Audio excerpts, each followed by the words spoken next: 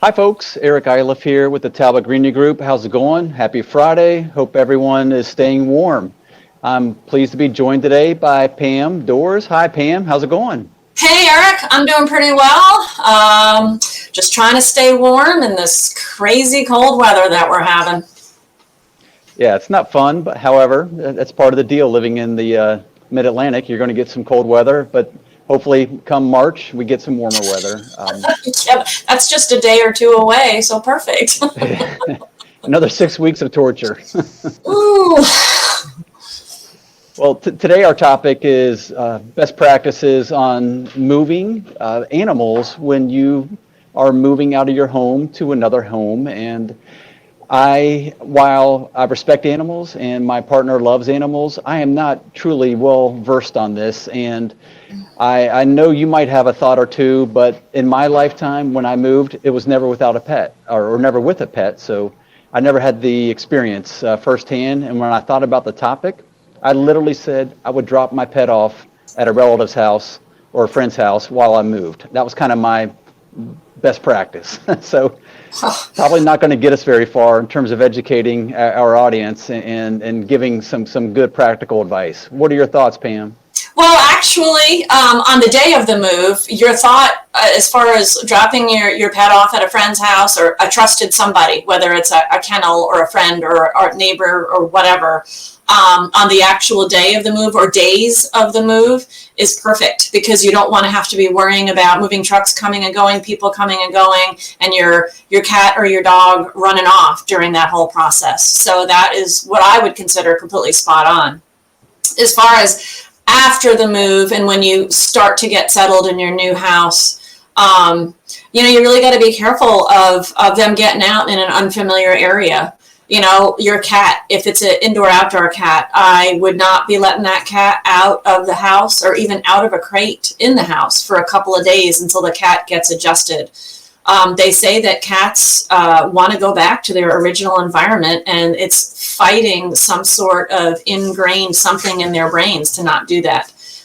So they will run back. And I think dogs do the same thing. I have heard of stories of dogs trying to go back to their original neighborhood, even when their family is with them in the new one. So, if your dog is used to being, just let out and hanging out in the yard with the family, that is not something I would do for the first 5 to 6 weeks either. I think I would always be leash walking and leash letting out and showing the dog the boundaries and giving him lots of high fives and biscuits when he realizes that he can't go beyond this area or whatever. But I think they need to be taught where their new surroundings are because they don't know. And dogs and cats, that would be my biggest experience. I mean, I live on a farm, but we're not moving around too often with our livestock. So, that's a whole nother topic, perhaps for a whole nother day.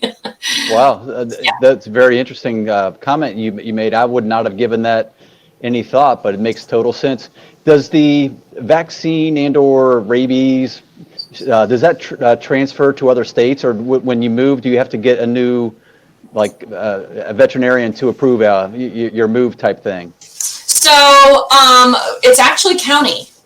So our county is the one who issues the tags that go along with the rabies specifically. So if you go to another county, if you stay within your state and you go to another county, you certainly want to call up that county and discuss with them where you're coming from. They're going to want to see a copy of your rabies certificate from your veterinarian. They may require you to pay for another tag and send that in. Each county has its own rule about that, but even more so, every state certainly has their own rule about how often you have to get the vaccine done for the rabies, and the same with having their certificate mailed in and kept on file in the county. And that's for dogs and cats. Some counties require cats to be tagged and wear a tag on their collar, wear a collar all the time. Some counties do not. So that's another thing, and that's a great point. You would definitely want to check in with the new place that you move and find out what the new laws are regarding cats and dogs and wearing their collars and getting those certificates on file with them. Very cool. Yeah. So clearly, for the audience, if you were like me, which maybe half the audience was probably in my camp, not a true pet lover, but maybe respecting the animals. There's a lot to consider. And if you take some of the tips that Pam just recommended and put those into practice, or at least make some phone calls or inquiries, I think you're going to be ahead of the game, so to speak, when you do make your move. And there's probably a time frame that you have to do it within 30 or 60 days, but be mindful of your respective county and their policy so that you are compliant, and then we carry on, and hopefully Talbot Greenya Group can support your move. So anything else, Pam, that you can think of? I don't think so. I just want to remind everybody, and the pet lovers out there know this, but maybe there's new pet owners, right, that haven't really thought about these things either. You got to remember, when you explain to your children that you're moving, your kids understand English, your animals don't. So cut them some slack. If your dog is acting belligerent or your cat is just being awful, screaming and crying in the house because it's used to being out, cut them some slack, especially this time of year, so they can't go out and play. And when they want to go out and play, you're not letting them because you're in a new area.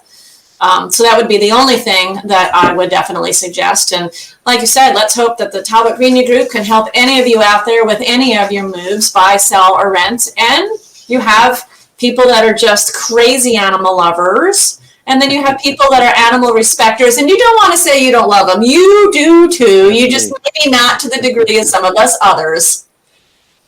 Well, good points, Pam. Great seeing you, and hopefully next time we do this, the temperature is at least 20 degrees warmer. Please, yes, absolutely. Send that to the universe. I want it warmer. Absolutely.